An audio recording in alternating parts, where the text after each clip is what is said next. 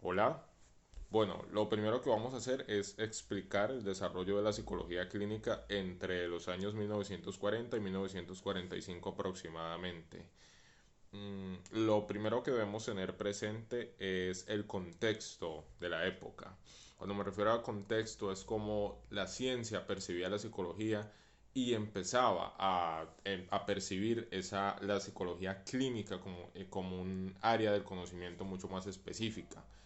En la época predominaba lo que era el positivismo lógico y el conductismo de Watson era una de las corrientes más fuertes, por no decir la más fuerte de ese momento, y había un gran interés por las teorías del aprendizaje, aunque la mayoría de postulados apelaban al paradigma estímulo-respuesta del conductismo de Watson. En 1940 hubo un hito interesante para la psicología clínica y fue la publicación entre 1939 y 40 del test de inteligencia de Wechsler. ¿Por qué traigo a colación ese momento? Porque fue la primera vez en la que la comunidad científica permitió la publicación de un instrumento para medir con intereses clínicos la inteligencia de las personas, llámese por inteligencia, la capacidad de resolver problemas en un contexto determinado. Ya para el año 1945 en Estados Unidos ocurrió algo interesante y es que se dio la certificación legal de la especialización de la psicología clínica. Esto ya ubicaba esta área del conocimiento como tal en un contexto legal y académico importante, sumado al hecho de que solamente un año después la Organización Mundial de la Salud declara la salud como un estado de bienestar físico, social y mental también. Esto pues obviamente le dio mucho más fuerza a la psicología clínica como área del conocimiento y aplicación. Ya voy a pasar a la segunda pregunta y son los artículos que recogen los requisitos para el ejercicio de la profesión del psicólogo. Mm, Siempre que hablamos de los requisitos para la profesión del psicólogo, hay que hablar de la ley 1090 del 2006. Ahí no vamos a darle más vueltas al asunto, específicamente los artículos 6 y 7. El 7 que habla de la tarjeta, de la formación, perdón, de la formación que debe tener un psicólogo como tal, obviamente para poder ejercer. El requisito principal es ser profesional de una institución acreditada por el Ministerio de Educación Nacional y en segunda instancia, en el artículo 7 tenemos la expedición de la tarjeta profesional. Ningún psicólogo puede ejercer sin tener la tarjeta profesional que únicamente es expedida aquí en Colombia.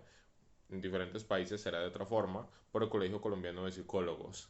Ya de la misma ley 1090 del 2006 se desprende lo que es el Código Ético del Psicólogo, que en sí tiene 20 capítulos, así que solamente voy a puntualizar en los que me parecen más, digamos, más aterrizados a este ejercicio que estamos haciendo, ese extracto, aunque todos son importantes. Está, por citar algunos, el capítulo 5 la responsabilidad científica y profesional, el saber que lo que nosotros hacemos tiene una implicación en las demás personas, el simple hecho de aplicar una prueba puede tener eco en la vida y en las decisiones de una persona para consigo misma y con otros. El respeto con los otros, el secreto profesional, al igual que cualquier otro profesional de la salud. Nosotros tenemos normas y una de ellas es el secreto profesional. Después de que la vida de nuestro paciente o la vida de otras personas no esté en riesgo, lo que pasa en una sesión con un psicólogo se queda ahí. Y eso es el secreto profesional. La evitación del daño, el capítulo 9 nada de lo que nosotros hagamos puede estar orientado a generar un daño hacia nuestro paciente u otras personas. Tenemos la relación terapéutica y una serie de normas que se tienen que dar para cumplir con ese principio de relación terapéutica. No es simplemente una conversación como tal, no es un proceso normal, y a esto me refiero de que cuando se tiene un proceso, una intervención con un psicólogo, debe haber unas normas, un contexto, tanto a nivel social como económico, ambiental, para que se dé esa relación terapéutica. La evaluación y diagnóstico, tema importantísimo, eh, del cual se desprenden muchísimas cosas. una mala evaluación prácticamente se le puede tirar la vida a un paciente y por eso está contemplado dentro de lo que es el código ético en Colombia. Ya la pregunta sobre la cual me gustaría hacer más énfasis es en la tercera, que nos dice qué reflexiona y cuáles son los puntos o cuáles puntos son adecuados para tener en cuenta en una intervención del video cómo afrontar mi primer paciente. Si bien el video tiene unas recomendaciones o unos puntos totalmente válidos que son transversales a cualquier profesional de la psicología, no solamente la psicología clínica, he sacado algunos que me parecen sumamente valiosos desde mi punto de vista.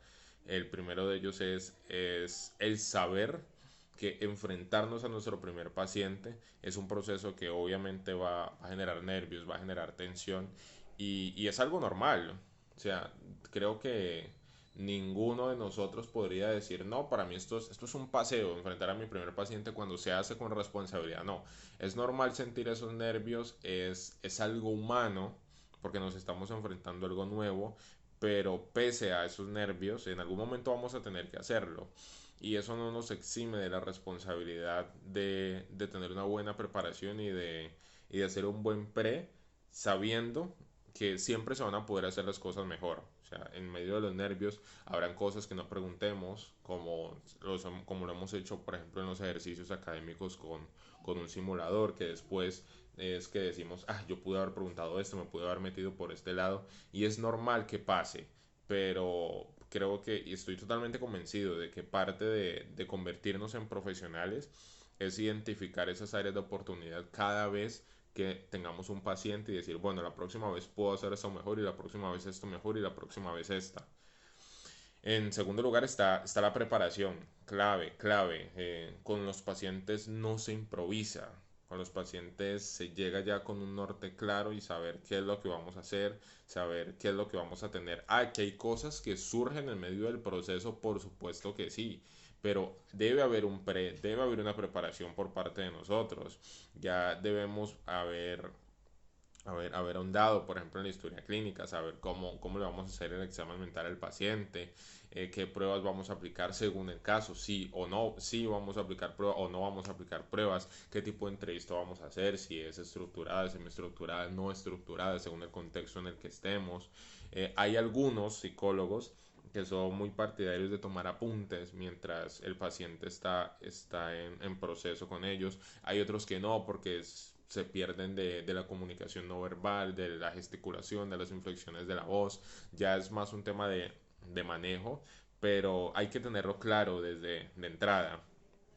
De tercero, la ética siempre en todo proceso que hagamos. Creo que antes de que llegue el paciente es un ejercicio diario. Saber si lo que estamos haciendo realmente es ético o la forma en la que lo estamos haciendo. Y por último, pero no menos importante, está la empatía. Sí, pueden haber nervios, sí, debe haber una relación profesional, sí, tenemos que cuidarnos tanto del tema de la transferencia, que a veces es inevitable, como de la contratransferencia, pero eso no significa que no estemos con un ser humano. Y siempre, en todo proceso, debemos tener empatía. Y empatía no es simplemente yo ponerme en el lugar del otro, porque si yo solamente me pongo en el lugar del otro y el otro se pone a llorar y yo me pongo a llorar con él, pues no llegamos a ninguna parte. Empatía es comprender, por lo menos así lo veo yo desde un ejercicio profesional, comprender que el otro está pasando por situaciones que juegan con sus experiencias, con su sistema de creencias, que lo pueden hacer reaccionar de X o Y forma. Y eso no está ni bien ni mal. Son simples formas de abordar, de pensar, de reflexionar, de actuar, en la que nosotros nunca podemos tener un ejercicio de juicio. Y esto no solamente apela al ejercicio profesional, sino a nivel personal. Pero de todas esos puntos que de verdad pueden ser muchísimos, contemplados en las reflexiones o lo que se debe tener en cuenta al momento de abordar nuestro primer paciente, hay uno que a mí personalmente me parece clave y es saber qué quiero lograr con ese paciente. Todos tenemos una expectativa en nuestros procesos, absolutamente todos tenemos algo que queremos lograr de entrada. Ah, que no se logre siempre de la forma en que queremos, eso es otra cosa. Pero cuando nosotros arrancamos teniendo claro, ok, ¿qué quiero lograr?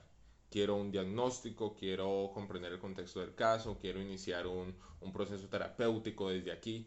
¿Qué quiero hacer con ese paciente? Y ese que quiero hacer, pues juegan una serie de factores para poder definir ese que quiero hacer y es cuál es mi contexto, cuál es mi alcance, cuál es el tiempo que voy a tener con ese paciente. Porque no es lo mismo, por ejemplo, tener 15 minutos por una sesión que tener 45 minutos. Todas esas variables tienen que jugar para nosotros definir con antelación qué quiero lograr yo en mi proceso.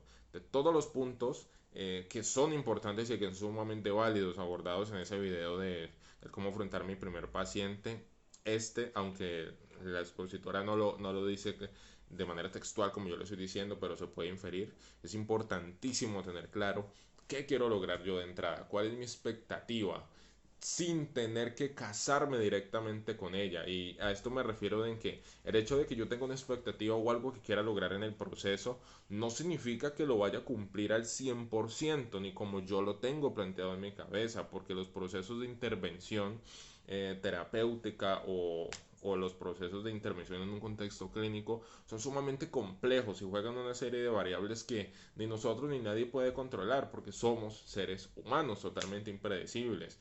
Pero el simple hecho de yo ya saber a qué voy, o mejor, a qué viene el paciente y qué es lo que yo espero lograr, eso me da un norte para, por ejemplo, en una entrevista, no perderme en el mar de frases y excusas y barreras y mecanismos de defensa, puede llamarlo como prefiera, que me arroja el paciente. Porque si yo no tengo claro qué quiero lograr, no voy a ser yo el que lleve el proceso, va a ser el paciente el que me lleve a mí sin estarme dando cuenta. Entonces, nada, creo que esto condensa, para tampoco extenderme tanto, parte de lo que este ejercicio académico requería y espero que cumpla con lo requerido.